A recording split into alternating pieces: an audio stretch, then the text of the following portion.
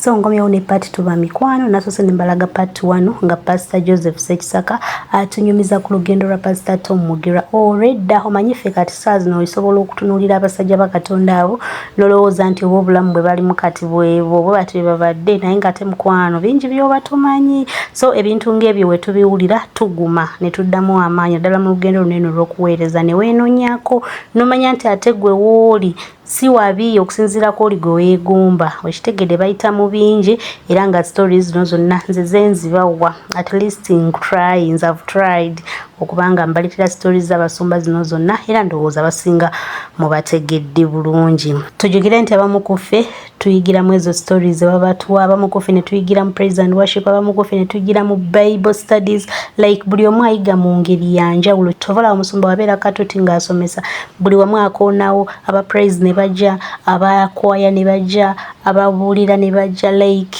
buli wamu kasita waba nti ayimiridde ku kituuti yeetaaga okubeera nga amakinga sure nti abaana bonna bategedde kyayogerako yakikolera mu ngeri nnyingi okubeera nga talina gwaleka mabega. So mu kaseera kano mbaleetedde era Pastor Sekisaka mu part 2 ngono nno azze okuba nga atunyumiza ku bujulizi bwa Pastor Robert Kayanja. Temwerabira nti eyo nayo baaliyokko ku Miracle Center ewa Pastor Robert Kayanja ne Pastor Biyungo yatuwako ku bujulizi edda nga bakyali eyo bingi byatunyumiza weebiri wansi eyo osobola binoonyako naye for now twogera about obujulizi bwa Pastor Kayanja bwe yajulira ku jjajjaawe era mu lugendo lunene lw'okuweereza wabula Pastor Sekisaka yagenda okubanga abukunyumiriza bulungi. Kiriza mukuwe nkwagalize olunaku olulungi Katonda akukuume obeere bulungi. Bye. Pastor Kayanja atugamba Pastor Kayanja tells us in his testimony jjajja waabwe that their grandparent amen yakwata ensawo y'omubuulizi w'enjiri held the bag of an evangelist. He understood the visitation of God's hand. Yategeera okukyalirwa kw'omukono gwa Katonda. He served a man of God with the hand or who had a hand upon him. Yaweereza omuweereza wa Katonda yaliko omukono gwa Mukama ku ye. When I get time I'll teach you this. How the hand of God engeri omukono gwa Katonda can also come upon you. Nagwo gye gusobola okujjako. Amen. Amina. Like a one ng'omu serving oba ekisooka okuweereza wholeheartedly n'omutima gwo gwonna those whom you've sensed that the hand of God is upon them. Abo bootegedde nti omukono gwa Katonda gubaliko. Kati nga America, like America, kyekigifudde okuba eyenkizo superpower. It's what has made them to be the superpowers. Bategera abaliko omukono gwa Katonda bali mabega waabwe babaweereza. They understood those upon whom the hand of God is. America is a servant to Israel. America baweereza ba Isirayiri.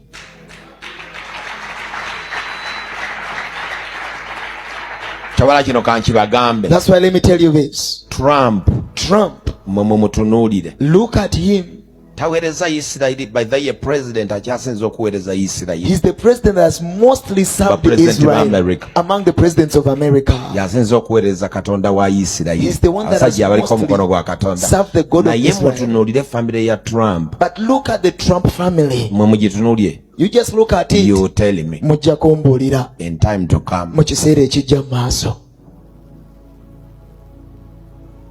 Number 2. Ekyokubiri.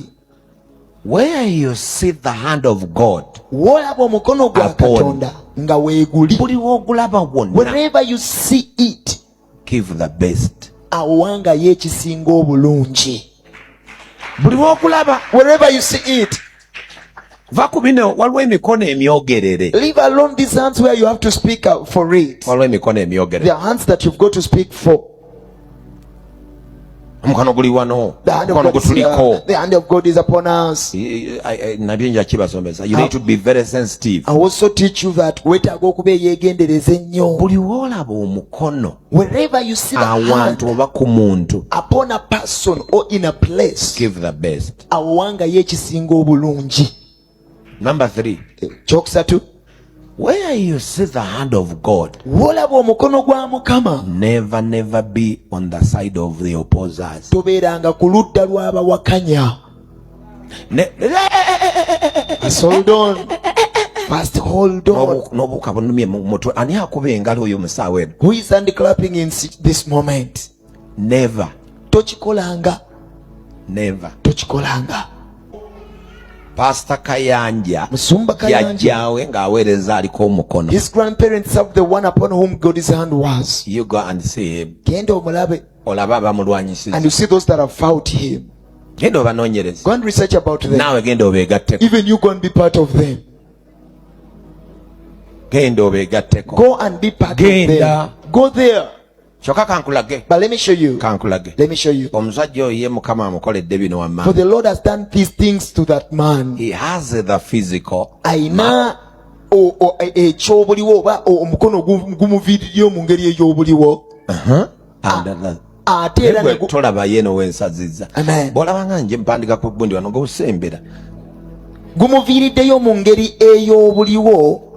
Nedda gumutaddeko. It has put on him a mark. Obulambe. Munansonyiwa abatamwagala. Those who don't love him, you'll forgive me. But we are here to teach the church. Naye tuli wano osomesa kanisa. And many young people. Naddala mu abavubuka. Be very sensitive on what you attack. Mwegendereze nnyo ku biki bye mulumbalumba. Kababeere ba leaders. Even though it's leaders. Leader ne bw'aba mubi kasita abaako omukono. Even though a leader is not good, if the Lord's hand is on him. Mugende mubuuze Zedekaya. Go and ask Kabaka wa Isirayiri. the king of Israel. Yali ayogera ku Nabukadneza. What he was speaking about Nebuchadnezzar. Ng'omukono gwa Mukama guli ku Nabukadneza. When the hand of the Lord was upon Nebuchadnezzar. Yagamba tetutiisatiisa. Ffe tuli balokole. Tuli baana be. Tuli baggwanga lya Isirayiri. Tuli balonde. Nze sijja bigendayo. I will not do that. Bamuttira abaana be mu maaso. They killed his children Ne before bamugyamu him. amaaso ng'alaba. Plucked his eyes out when he was seeing. Ne bamuhanginga. And he was hanged. Naye ng'akola ebyo mumanyi. But you know what's doing that? Mu Misiri asinza bikatonda Was ebirala. an Egyptian who was serving other Okumanya gods. Katonda talina nsonyi. To an extent that God doesn't Mu have ssuula any shame. ey'okusatu. In chapter 3, Omusajja ateekawo kikatonda the ki. man put his God. Amen. Bino mubitegeere. Understand this. Nti omukono gwa Mukama ayinza n'okusaba ne gugwa ku musamize. That the hand of God, he can decide that even comes to a witch Ng'alina ky'ayagala amukolere. when he wants him to do something. Kati ffe abagulaba. So for we who Nze I'm see it, sensitive. nze negendereza, Very sensitive. Naddala ku bakulembeze. especially over leaders. Musamize. Hey, he's a Munankani. witch. He's Si mulokole. he's not born again. Atepeeka katya. How can he? Omukono guli ku ye. Upon the hand is upon him. Wepankapanka. You're showing off. Ojja genda. You will go. Osooka kutunula. First look keen. Mwe njagala bagamba. I want to tell you. Takuba ngalo ojja kuleeta obuzibu. Don't hand clap, you'll bring a problem.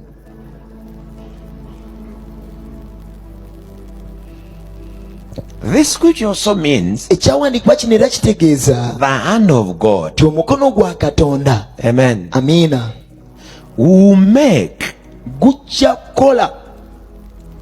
I'm going to use you because you are the hand of God has been revealed Omukono gwa in Katonda her life. gulabisiddwa mu bulamu bwe. I'm here as a living testimony. Nange ndi wano ng'obujulizi obulamu. I know there are certain people seated here also Manyini wano waliwo abalala who abatuddewo could not expect good to come out of me. nga mwali temusuubira nti munze musobola ovaamu ekirungi. Let me tell you this. Kambagambe kino. There is a moment when the hand of God chooses to be revealed. Waliyo akaseera omukono gwa Katonda lwe gusalawo okulabisibwa. Chooses to be Bwe revealed. gusalawo okulabisibwa. To be revealed. Okulabisibwa. So that's why I want you to get the truth about it. Yensonga lwaki njagala ofuna amazima agagukwatako. The truth about it. Amazima agagukwatako. And then the work Ate n'emirimu gyagwo oba omulimu it could do. gwe gusobola okukola Or it can do. oba gwe gusobola okukola. Now let me take you to the works Kankutwala emirimu gyagwo or the truth. oba amazima. Number one, Agasooka it cuts off the operation of the evil hands. gusala era gukomya okutambula n'okukola kw'emikono gy'omubi. Emikono gyonna emibi All the evil hands that has been operating and distorting your life, this hand puts them on a stop. It puts them on a stop. I don't have time, but some of you have been following me mainly when it comes to morning services. I have been teaching about the unusual God at the Red Sea. We see this cutting off of the evil hands.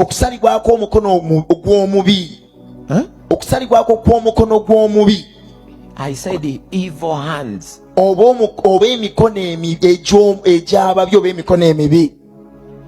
Off from his people.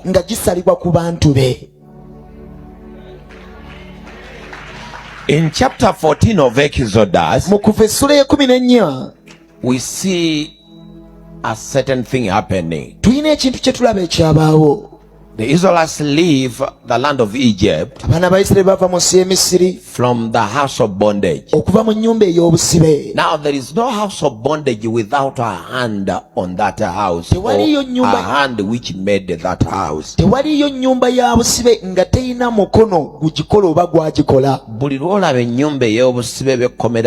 Wherever you say house of bondage or in a prison, praise the Lord, there is a hand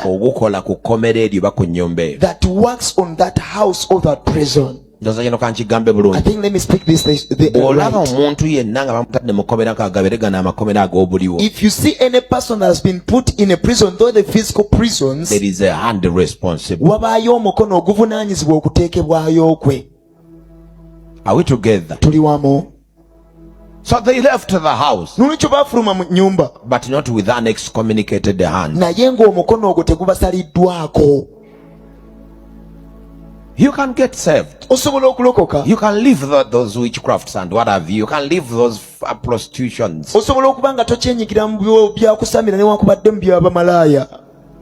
Come on now. Amina. But the hand fall after you. Do you know what God did? Pharaoh started following the Israelites. What does it implicate? Amen. Amina. Come on now. Amina. That Pharaoh, his hand was still on the Israelites. Guess what he said? He said, you people look at those Egyptians. The Egyptians you see, Amina, you never see them anymore.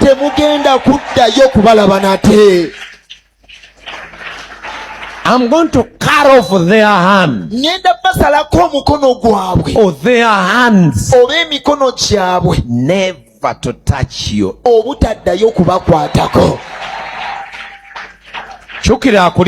Turn to the person next to you. Today, I'm here to experience whatever that transpired at the Red Sea. God to cut off every evil hand from you. I wish you are the one preaching. If God can allow me and pick you from the congregation and you stand here, sit where you sit from, and you say what I say, I would jump, I would shout. If you don't know what it means,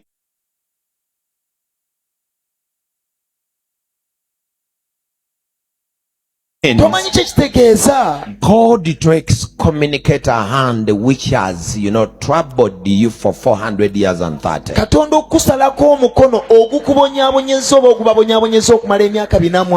There is a person I'm preaching to. There is a person the Lord is speaking into your life. God is going to cut that evil hand from you. It will never open operate in your life. Tekugenda kuddayo kukola mu bulamu bwo. Yogera omukono gwo ogw'obwavu. I speak of the hand of poverty. Yogera eri omukono gwo ogukulemesezza okuwasa. I speak about the hand that is against your marriage. Yogera eri omukono gwo ogukulemesezza okwata ku binene. I speak against the hand that is yogera eri omukono gwo ogukulemesezza okufumbirwa. I speak about that hand that has hindered your marriage. Yogera eri omukono gwo ogutwala sente zo. I speak about that hand that is taking your money. Omukono gwo ogukulemesezza the hand that has hindered okufuna you omulimu. from getting a job. Mukama leka omukono gwo May agukusaleko. the Lord cut that hand from you. Yogera ku mukono ogwo ogulesa ebirwadde. I speak about that hand that has brought sickness. God is real. Katonda wa ddala. Tell your neighbor, God is real. Gamba kuli okumpi Katonda wa ddala. Yogera naye mwene Mukama wa ddala. Tell him that God is real. Come. Nyabo jangu. The hand is going to be revealed in your life. Katonda agamba nti omukono gugenda kulabisibwa mu bulamu bwo. Come on, I say unto somebody, Enagwe njogera naye. come what may. Newankubadde ki oba ki. No matter what is standing your way, Sinsonga ki ekiyimiridde mu kkubo lyo. God says this is the season now. Katonda agamba nti kino kye kiseera. The works of his hand to be revealed in your life. Emirimu gy'omukono gwe girabisibwe mu bulamu bwo. Revealed in that, that group of scorners. Girabisibwe mu kabinja ako akabasekerezi. Abo abanyooma Katonda abo. Those who scorn the Lord. Let me give you a testimony. Kankuwa obujulizi. Time came. Kiseera kyatuuka. Kiseera kyatuuka. One day I was moving somewhere. Naku lumu nali nnawe ntambula. And I found this guy who told me Nensanga omu ku basajja bano yaŋŋamba that I want Pastor Kanja to stand before us. nti njagala Musoma Kayanja yabajja ayimire mu maaso gaffe. With him, your report, the report you are giving us, we shall believe. Bw'anajja olwo ebigambo by'otugamba tujja bikkiriza. Time came when the hand of God began to work into my life, or to be revealed. Omukono gwa Katonda gutandika okulabisibwa mu bulamu bwange. I found him. Ne musanga. He said, Sekisaka. N'agamba, Sekisaka. Batugamba wagaggawala. They told us you became rich. Oli w'amaanyi. You're a great person. Mbadde nsaba mulimu. I'm asking for a job. Man.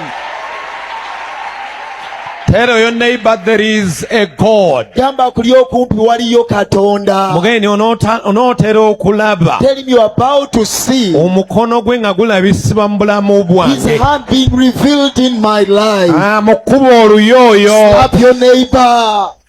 Mugamba akakanyoomonyomo kaako. Tell him your way of scorning me. N'olugezigezi n'ejjooga eryo. Your wiseeka. You are about to be silenced. Onootera okusirisibwa. Because the hand of God is going to be revealed. Kubanga omukono gwa Mukama gunaatera okulabisibwa. Let it be in somebody's life over there. Leka kituukire mu bulamu bw'omuntu ali eyo. Days are coming when people are believing your report. Ennaku zijja abantu bagenda okukkiriza ebigambo byo. You never be a vainless reporter. Togenda kuddayo kubeera ayogera ebigambo ebitalina makulu ebitali bituufu.